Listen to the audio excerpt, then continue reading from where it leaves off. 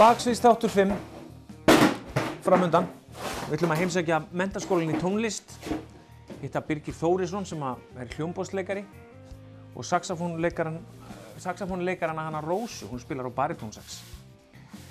Við ætlum líka að fara í 12 tóna og ræða við þá útgáfu íslenskrar tónlistar. Þetta var að búa Guðjón.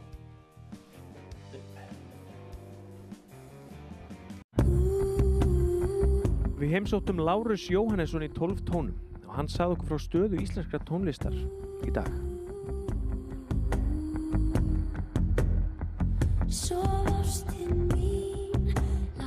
Við spurðum Lárus hvernig það er að gefa út tónlist á Spotify. Hvað þarf margar spilanir til þess að gefa eitthvað af sér?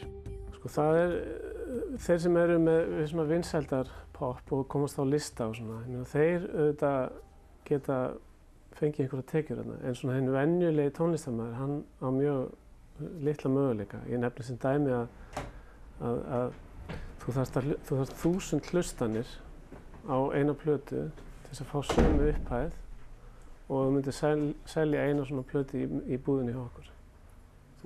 1000 hlustanir. Það er mikið. Það er mjög mikið og þess vegna þeir sem eru sko gríðarlega vinsælir, þeir fá þetta eitthvað út úr þessu, en svona venjulegu tónlistarmaður, hann fær ekkert út úr þessu, einhverja 1000 kall.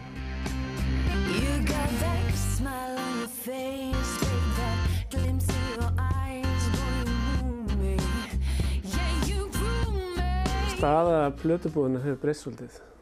Líka má segja fyrir ákveðnum, kannski segjum 10 árum síðan, og þá fékk maður tónlist út allt.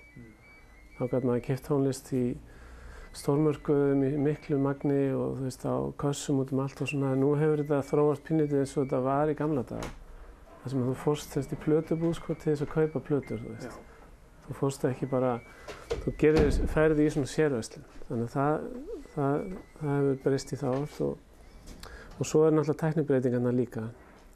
Við Íslendingar erum náttúrulega mjög svona framalega í allri tækni og það verður að segjast eins og að Íslendingar, þeir eru svona eiginlega nánast alfarið búin að snúa sér að sko þessum veitum, þessum streymisveitum.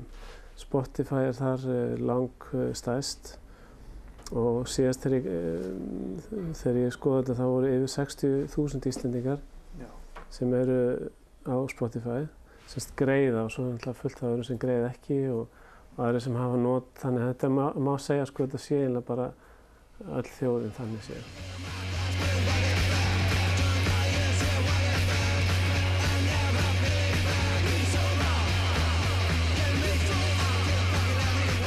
Og fyrir neytandann er þetta frábært. Ég meina, þú ert í raun og veru með magnið sem þú ert að komast yfir þarna, þá ertu í raun og veru ekki að borga neitt pening í sjálfu sér. En fyrir okkur sem lifum í tónlistinni þá hefur þetta líka svona galla vegna þess að við fáum svo lítið af þessum peningum. Þú borgar segjum 1200 kall eða 1000 kall eða hvað sem það er í áskrift á mánuði og þessi peningar fara úr landi, þeir fara til Svíþjóðar og bara brota þeim koma tilbaka. Þannig að við erum að senda, þú veist að hlusta á Bubba Morthens á Spotify og veist að senda peningin til Svíþjóðar og kannski þetta eru 70, kannski 80 milljónir á mánuði sem eru að fara. Já. Ég veit ekki hvað kemur tilbaka en það er kannski 1 eða 2 eða 3 skilur. Þannig að við erum í ákveðnum vandamálum þarna. En fyrir hönd íslenska tónlistar þá er ég bara mjög bjartsýnn. Við erum við erum að endurnýja okkur endalaust með frábæru fólki. Ég búinn að sjá allavega 4 kynslóðir ganga, sem sagt koma fram og það eru allar mjög spennandi. Já.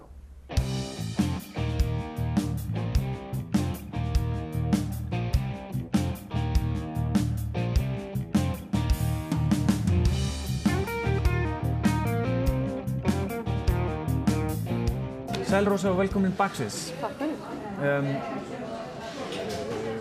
Hvernig byrjaði að spila á saxófón? Af hverju byrjaði maður að spila á barítónsaxófón? Ég byrjaði minn tónlistarferil á píanó þegar ég var, held ég, 8 ára eða eitthvað svoleiðis. Og hafði nú ekki alveg svona enthusiasm, segir maður á degi íslenska tungu. Nei, þess að einhvern veginn drifkraftinn svona lítil að fara eitthvað að hella mér út í þetta algjörlega. En ég hætti eftir hálfan vetur og svo byrjaði ég aftur 11 ára og þá fór ég á þverflautu. Og svo var ég svona hálfpartinn lokkuð í lúðrasveit upp á Akranesi og byrjaði þá á allt á sax, byrjaði að læra það og fór fljótlega á tenor og svo vantaði svo mikið bassa hljóðfæri. Þannig að ég fór á gamlan skröð sem var inn í geymslu í hljóðfærageymslunni í tónlistarskólanum og hef bara spilað á þann saxófón síðan. Eða sem sagt barítónsax, ekki það hljóðfæri en já.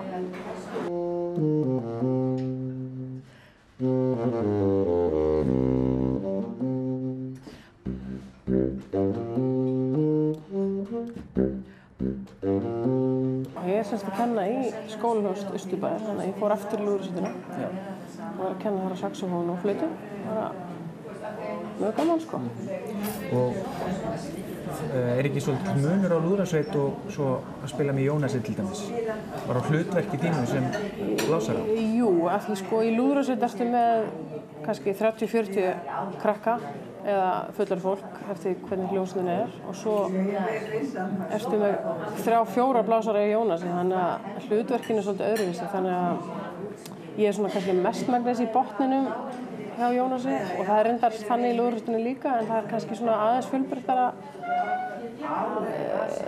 já, öðruvísi fjölbreytt bara og trompetið sér alltaf lælinu hjá Jónasi og svo er Steini á saxinn á milli og á meðan lúðrasveitirnar eru kannski með alveg upp í 8 raddir eða meira. Þannig að við þurfum að finna okkar svona hljóm saman bara fá. Þannig að það er svona dálítið annað og það er náttúrulega öðruvísi músík.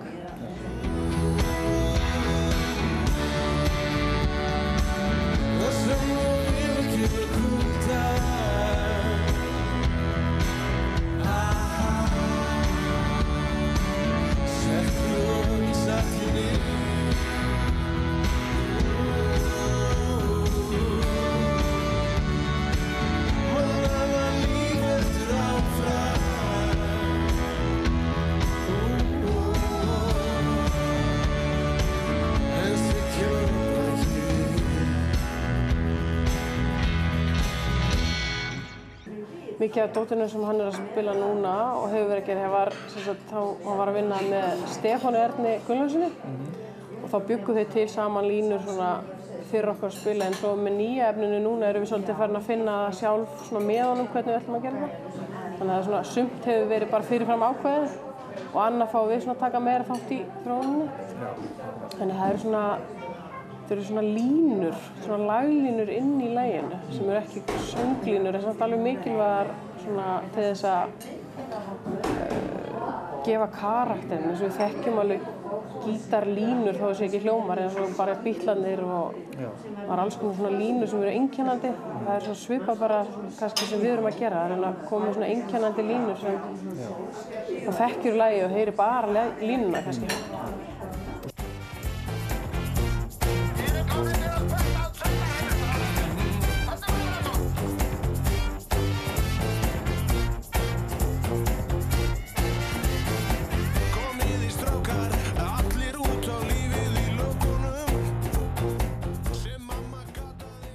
Ertu eitthvað að semja?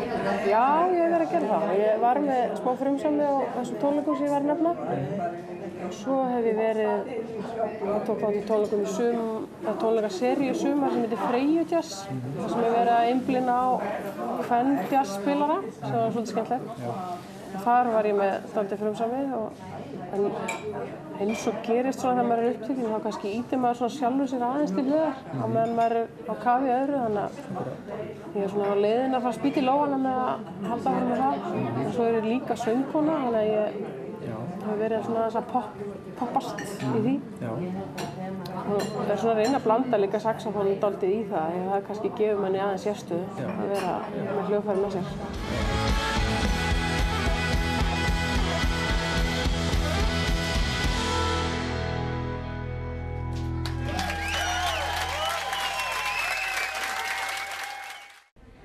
Vignir, segðu okkur aðeins frá menntaskólanum í tónlist. Já, þetta í raun og veru samruni tveggja tónlistarskóla. Þetta samruni tónlistarskóla FIH og tónlistarskólans í Reykjavík og þá framhaldsdeilda þessara skóla. Í þessu skólum hafði safnast mjög mikið af framhaldsnemendum vegna bara sögu skólana og það var kannski komin tími á að taka þetta á næsta stig og þá var stofnaður hinn svokallaði menntaskóli í tónlist, MIT, þar sem að framhaldsnemendur geta, þetta í raun og veru hefðbundin menntaskóli, þetta framhaldsskóli þar sem þau nemendur fá einingar og þau geta verið á almennri braut, þau sem eru kannski í framhaldsnámi í öðrum framhaldsskólum, en þú getur líka farið þarna á stúdentsbraut og útskrifast sem stúdent en haft þá mikið og góðan tíma til að stunda þitt nám á hljóðfærið. Akkurat. Og þið eruð að setja upp stórglæsilega sýningu? Já, þetta fyrsta svona stóra sýningin sem við setjum upp svona þessi nýji skóli í raun og veru. Það var orðin hefð hjá tónlistarskóla FIH að setja upp svona söngsýningu þar sem söngvarar rytmísku deildarinnar koma að verkefnum og höfum alltaf heiðrað eitthvað ákveðið. Það hefur verið Gunni Þórðar, það hefur verið konur í tónlist og það hefur verið Bört Bacharach og alls konar. Og nú var komin röðin að Todmobile og það hittist bara alveg óskaplega skemmtilega á einhvern veginn að gera þetta núna á sömuleyti fyrir tilviljun. Bæði vegna þess að Todmobile á 30 ára starfsafmæli á næsta ári og einnig að stofnmeðlimir Todmobile eiga langa sögu báða þessa skóla. Þeir voru í tónlistarskóla Reykjavíkur, flestir stofnmeðlimirnir og það kemur svona klassísk tenging og það eru til útsetningar, kammerútsetningar, þannig að við gátum sameinað rytmísku deild skólans og klassísku deild skólans, það sem við fáum 13 manna strengjasveit og finnst alveg frábært að hafa þau með.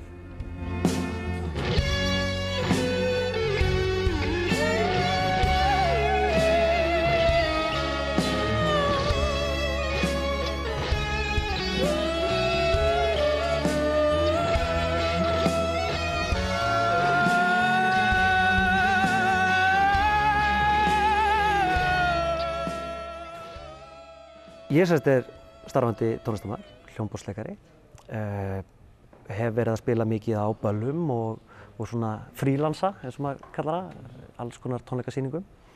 Var svo heppinn að fá að taka þátt í Mamma Mia sýningunni, núna í Borgarleikhúsinu fyrra, var þar svona aflýsingagutti, starfsmaður á plani og enn náði þó allum nokkru sýningum, ótrúlega skemmtilegt ferli það og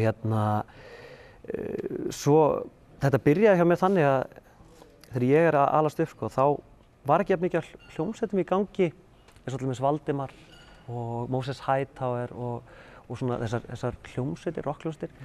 Það var meira ballhljómsveitir í gangi á þeim tíma, þú veist, Írafár og Í svörtu fötum og þessi bönd, þau voru upp á sitt besta.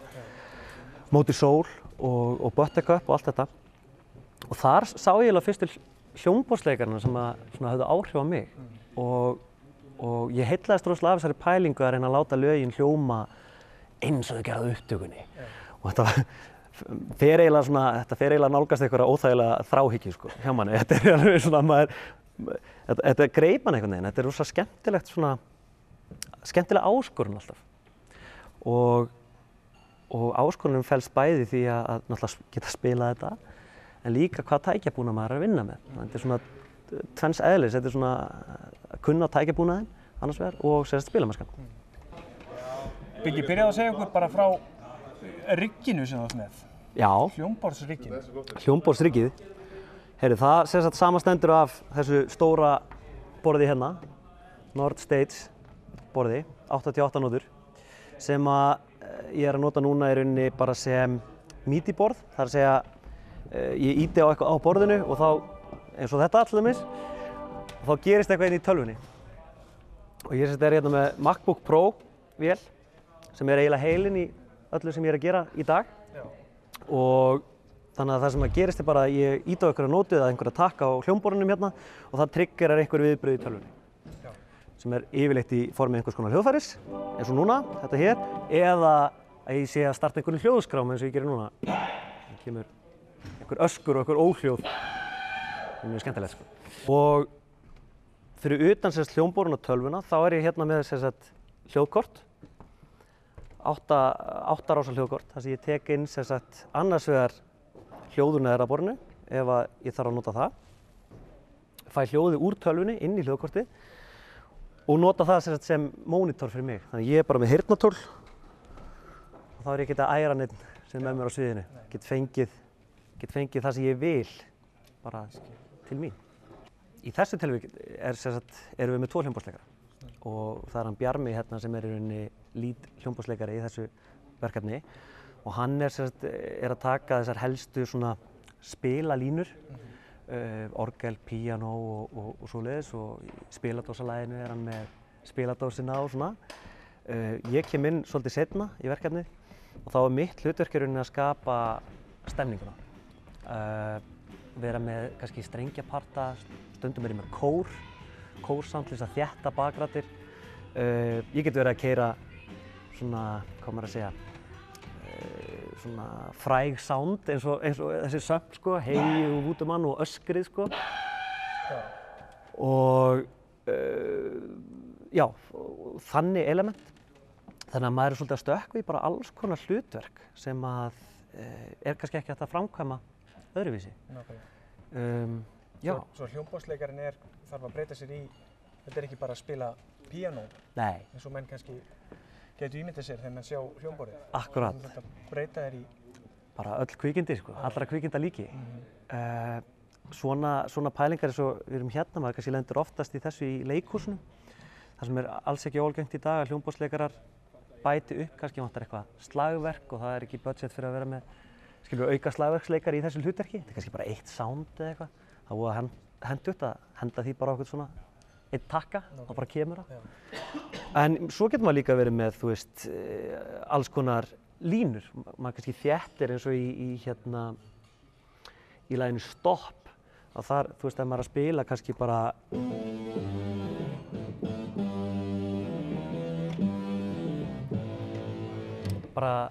að þétta þessa línu með gítarleikaranum og bassaleikaranum. Og þannig að þetta spannar ótrúlega vítt svona athafnasvið. Ég heyri raddir, gjörðu svo vel!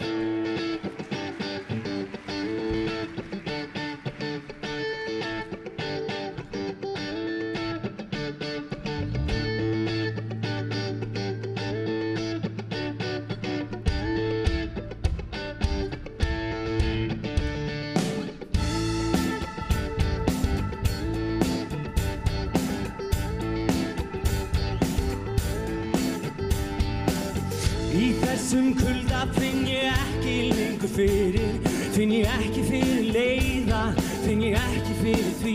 Við gátum alltaf fundið nýjar leiðir, nýja leiki, nýja möguleika sem við nýttum okkur betur.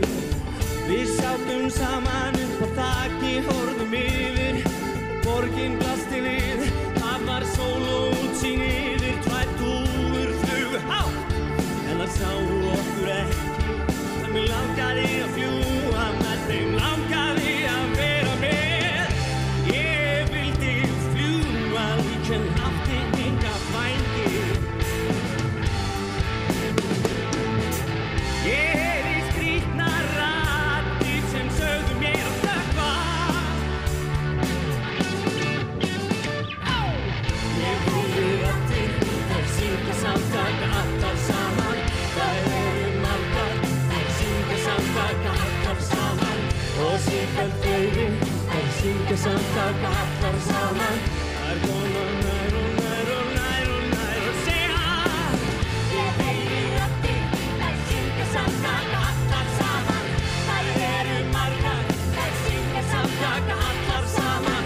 Og sífellt fleiri, þær syngja samtaka allar saman.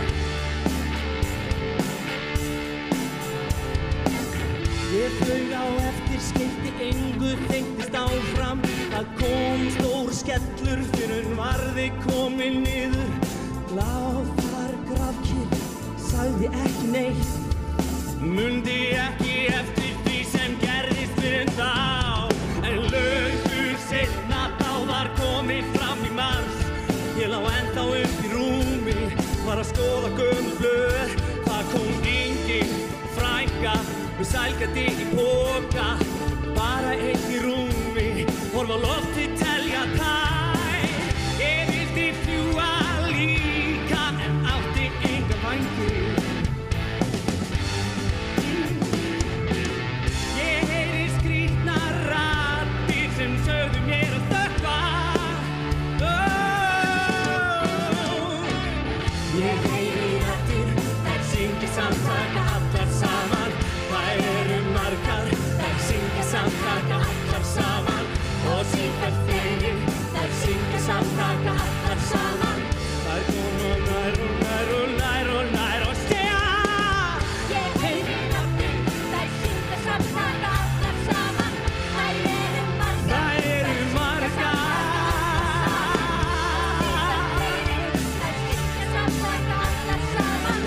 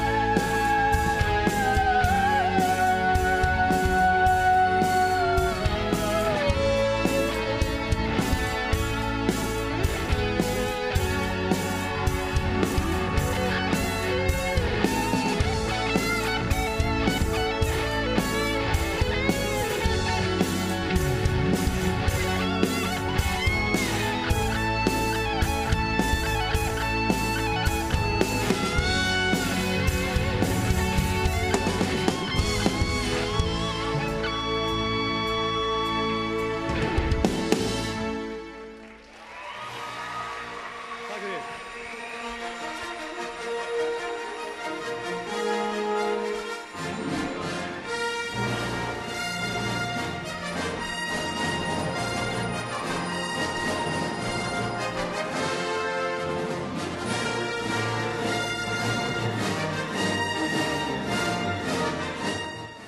Kærar þakkir fyrir að horfa og við sjáumst í næsta þætti.